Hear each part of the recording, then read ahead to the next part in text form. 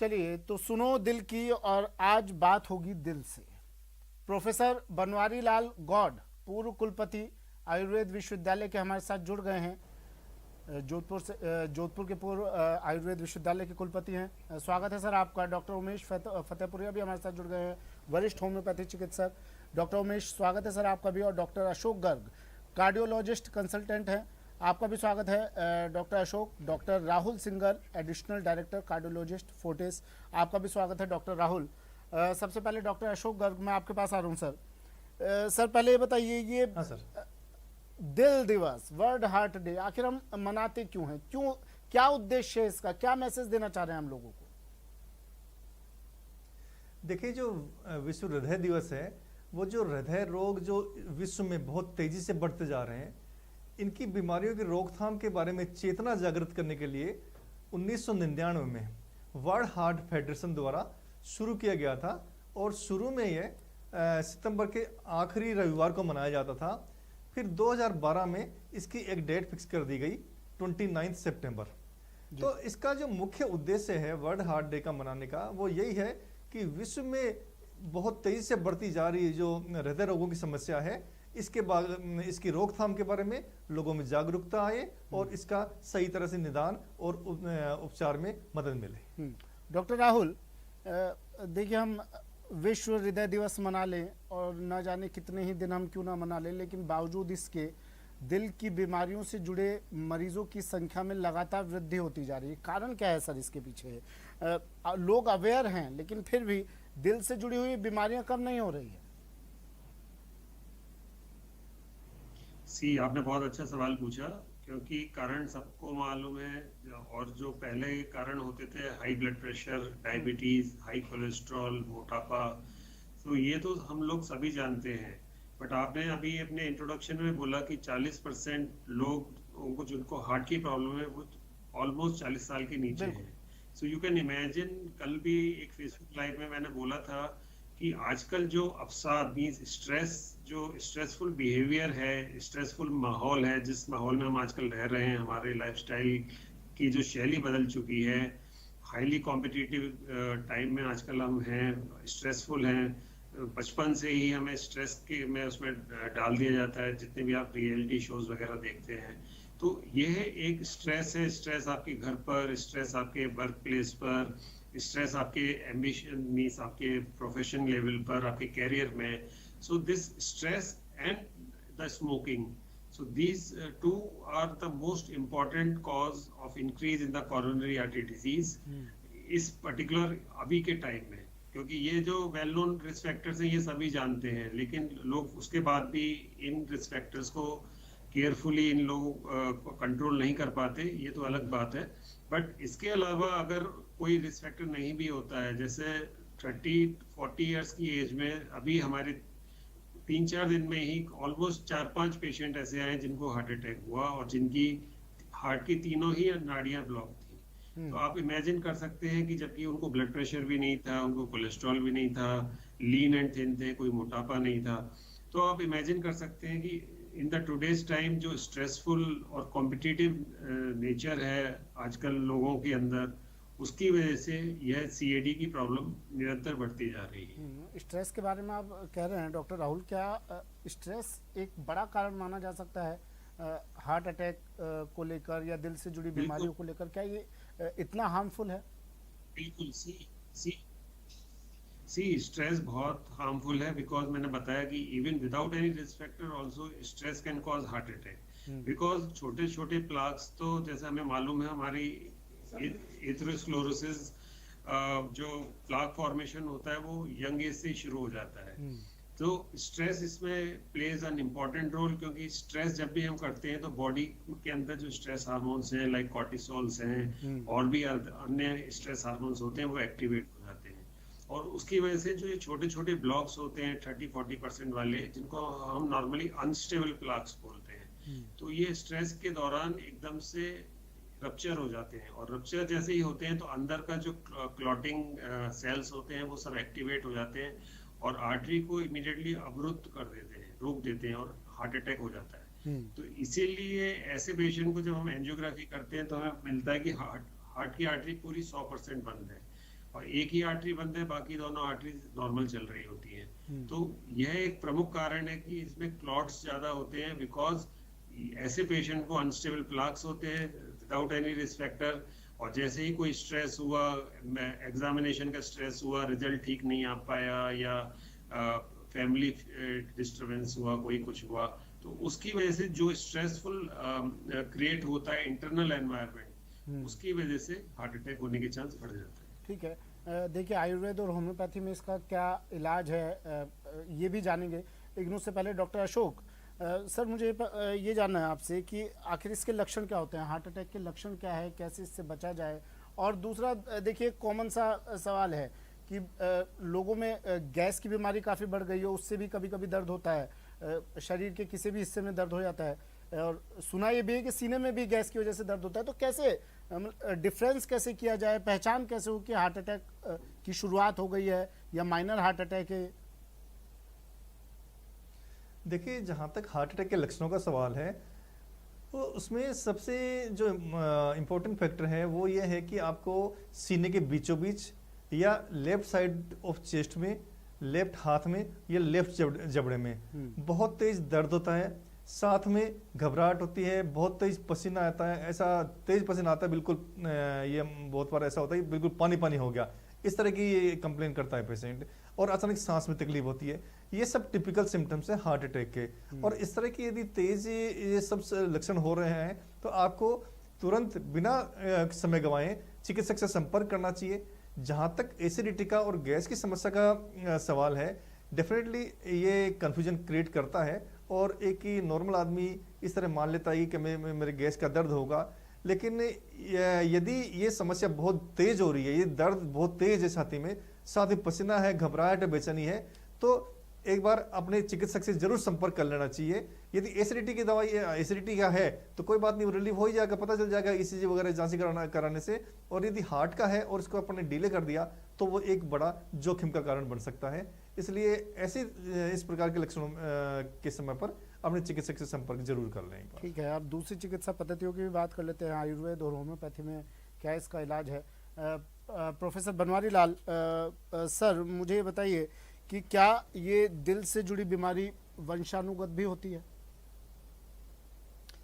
देखिए, सबसे बड़ी बात यह है कि आज के सैकड़ों वर्ष पहले, अभी आपने स्ट्रेस की बात सुनी सबसे पहले डॉक्टर साहब से, तो ये वंशानुगत भी हो सकती है, प्रक्रियाएं, संस्कार जिस प्रकार के होते हैं उससे है। दूसरी बात इसमें यह है कि सैकड़ों वर्ष पहले आचार्य चरक ने इस बात को स्पष्टतः निर्दिष्ट किया है कि जैसे व्यायाम तीक्ष्णाति विरेक बस्ती, चिंता, भय, त्रास, गद, ये अनेक प्रकार के ऐसे हेतु हैं जिनमें चिंता को महत्वपूर्ण बताया है, भय को महत्वपूर्ण बताया है। इसके अतिरिक्त व्यायाम के बारे में बताया, व्यायाम, अत्यधिक व्यायाम करना या व्यायाम न करना, इन बातों का भी निर्देश किया है। तो इन चीज़ों को हम सबको एक 3 उपस्तंभ मानते हैं, आहार, निद्रा और ब्रह्मचर्य। तो आयुर्वेद का सबसे ज़्यादा जोर होता है स्वास्थ्य संरक्षण पर। आजकल जिस लाइफस्टाइल की बात करते हैं, ये आयुर्वेद में दिनचर्या, ऋतुचर्या या आपका जो स्वास्थ्य संरक्षण है उससे संबंधित है।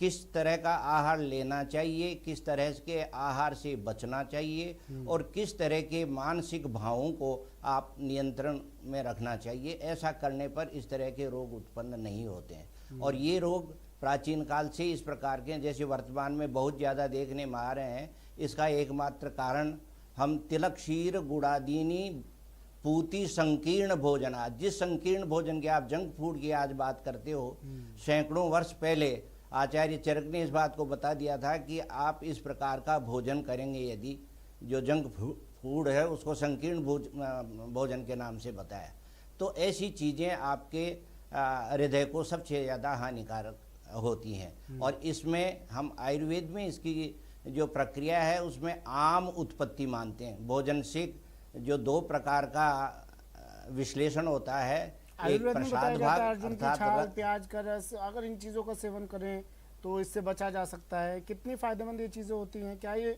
लाभकारी होती हैं? देखिए, हर चीज़ ये लाभकारी तो होती हैं, पर आजकल जितने भी लोगों को देखते हैं, हर व्यक्ति अर्जुन की छाल ले रहा है। अर्जुन की छाल भी बिना चिकित्सक की सलाह के नहीं लेनी चाहिए। हर चीज़ हर व्यक्ति को उसी प्रकार से लाभ करती हो ये आवश्यक नहीं है। हृदय के लिए अर्जुन की छाल लाभदायक है, हृदय के लिए लहसुन भी लाभदायक है, लेकिन हम जो वात पित्त और कफ ये 3 प्रकार के दोषों की स्थिति मानते हैं, उनके अनुसार ही दोषों का स्वरूप भी मानते हैं। ये जो अर्जुन की छाल को जिस प्रक्रिया से लोग ले रहे हैं, हर व्यक्ति बिना पूछे ही अपने हिसाब से लेता है, नहीं लेना चाहिए। लेकिन चिकित्सक यदि सलाह देता है तो ये अत्यधिक लाभकारी है। अर्जुन की छाल भी लाभदायक है, रसोन भी लाभदायक है, और सबसे ज़्यादा लाभदायक है सालपर्णी, एक द्रव्य होता है, सालपर्णी है, शतावरी है, ब्राह्मी है, अश्वगंधा है। लेकिन ये सब चीज़ें चिकित्सक की सलाह से लेनी चाहिए। हर व्यक्ति को हर रोग के लक्षणों के अनुरूप जो चिकित्सा का स्वरूप होता है वैसी ही औषधि का प्रयोग करना चाहिए। ठीक है, और सबसे ज्यादा ध्यान देना चाहिए जंक आहार फूड पर। की आप बात कर रहे थे डॉक्टर उमेश, आपसे मैं जानना चाहूँगा, डॉक्टर प्रोफेसर बनवारी लाल कह रहे हैं कि जंक फूड से दूर रहना चाहिए, बिल्कुल, लेकिन आज की जीवन शैली को देखते हुए आपको लगता है क्या ये संभव होगा? क्योंकि ज़्यादातर लोग तो जंक फूड पे अपनी ज़िंदगी बिता रहे हैं। घी तेल के लिए मना किया जाता है, क्या ये मिथक है? क्योंकि हम तो देखिए पूर्वजों से, पुराने ज़माने से सुनते आ रहे हैं कि घी खाओगे तो हड्डियाँ मजबूत होगी आपकी। अब कहा जाता है कि घी और तेल से दूर रहिए। बेसिकली घी के लिए मना नहीं किया जाता। जो एसडीएल जो है उसके लिए मना नहीं किया जाता। एलडीएल जो कोलेस्ट्रॉल है, एलडीएल, उसके लिए मना किया जाता है। और जो जैसा कि गौड़ साहब ने कहा कि जंक फूड का प्रचलन जैसे बढ़ रहा है, और घी के जैसे लिए कहा जाता है ना सर कि गर्ग घी साहब ने ज्यादा कहा, लोगे तो मोटापा बढ़ेगा, फिर उससे दिल की बीमारियां भी बढ़ेगी। नहीं तो उसके अनुसार ही हमारे को दैनिक दिनचर्या का वहन करना पड़ेगा। अगर हम घी खा रहे हैं तो उसी के अनुसार हमारे को फिजिकल एक्टिविटी रखनी पड़ेगी। आजकल के लोगों में जो फिजिकल एक्टिविटीज़ है वो तो कम होती जा रही है, और वो जंक फूड और फैटी जो फूड खा रहा है तो उसके दुष्प्रभाव हार्ट डिजीज में देखने में सामने आ रहे हैं। लेकिन सर दिक्कत ये भी है ना कि तेल में भी आजकल ऑलिव ऑयल यूज लीजिए, ब्राउन राइस ऑयल यूज में लीजिए, मूंगफली का, तिल का तेल तो भूल जाइए आप। अब ये तेल यूज में ले तो दिल गवाही देगा, लेकिन जेब गवाही नहीं देती है ना सर। नहीं, ये बात सही है, लेकिन हमारी जो एक्सरसाइज जो है, फिजिकल एक्टिविटीज़ जो हैं, जो योग है, व्यायाम है, प्राणायाम है, इससे हार्ट को मजबूत किया जा सकता है, और इन चीज़ों को लेते हुए भी हम लोग हार्ट डिजीज से बच सकते हैं। नहीं सर, एक बार मुझे ये साफ कीजिए कि कौन सा तेल, क्योंकि एक आम सवाल है, कई लोग ये सवाल जानना चाहते हैं कि कौन सा तेल, क्या सभी तरह के जो घरों में ये तेल उपलब्ध रहते हैं, मूंगफली का, तिल का, इन तेल को काम में ले सकते हैं, या फिर ये सिर्फ एक मिथ्या है, या फिर ये इसके पीछे कितनी सच्चाई है? क्योंकि लोग ये कहते हैं ऑलिव ऑयल आप यूज़ में लीजिए, क्या वही ठीक रहेगा? अगर यूज़ में लेना है तो आपको मूंगफली तेल और जो तेल थे उन सबको भूल जाइए, नहीं, ऐसा नहीं है या फिर ये सिर्फ एक मिथ्या है? नहीं, मिथ्या तो नहीं है साहब। जिसमें कोलेस्ट्रॉल लेवल कम हो ऐसा ऑयल कोई सा भी काम में लिया जा सकता है। ठीक है, लो कोलेस्ट्रॉल वाला कोई सा भी ऑयल काम में लिया जा सकता है। हाँ ठीक है सर। मुझे प्रोफेसर बनवारी लाल, व्यायाम की आप बात कर रहे थे। देखिए, व्यायाम आप करें, लेकिन किस तरह का करें, ये भी एक सवाल है। क्योंकि ये कहते हैं लोग कि आप सीढ़ी लिफ्ट का यूज़ में मत लीजिए, सीढ़ियाँ चढ़िए उतरिए, लेकिन फिर बाद में कुछ लोग ये भी कहते हैं कि सीढ़ियाँ ज़्यादा चढ़ोगे उतरोगे तो भाई आपके घुटने घिस जाएंगे। करें क्या? व्यायाम अपने शरीर के अनुसार करना चाहिए।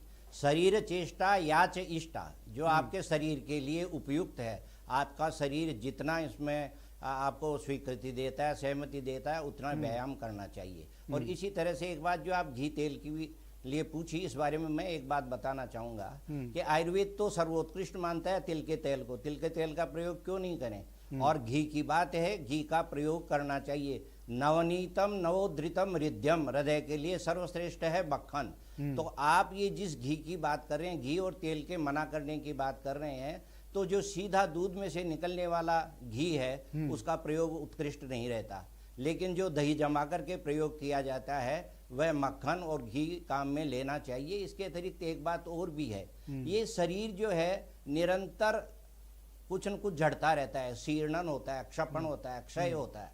तो आप इसमें इतना ही लीजिए जितना पचा सकते हैं। होता कब है, जब विकृति कब करते हैं कि हम समय से जिस चीज को आहार को ले रहे हैं उसके अनुरूप उसका पाचन नहीं कर पाते, व्यायाम नहीं कर पाते। आपने व्यायाम की बात पूछी, जितना आप आहार ले, आजकल जिस कैलोरी की बात कर रहे हैं उस व्यायाम की बात प्राचीन आचार्य लोग कहते हैं कि आपका शरीर में उतना व्यायाम या उतना श्रम आपको करना चाहिए जितना आपने आहार को ग्रहण किया है। आहार का प्रत्येक तत्व को पाचन करने के लिए आपको पृथक पृथक प्रकार के व्यायाम या परिश्रम या श्रम करने चाहिए। डॉक्टर अधिक राहुल, मात्रा में लेते डॉक्टर हैं। राहुल कहते हैं कि देखिए ज्यादा व्यायाम करने से या एक्सरसाइज करने से या सीढ़ियाँ चढ़ने उतरने से आपकी कार्टिलेज घिस जाती है, ग्रीस कम हो जाती है।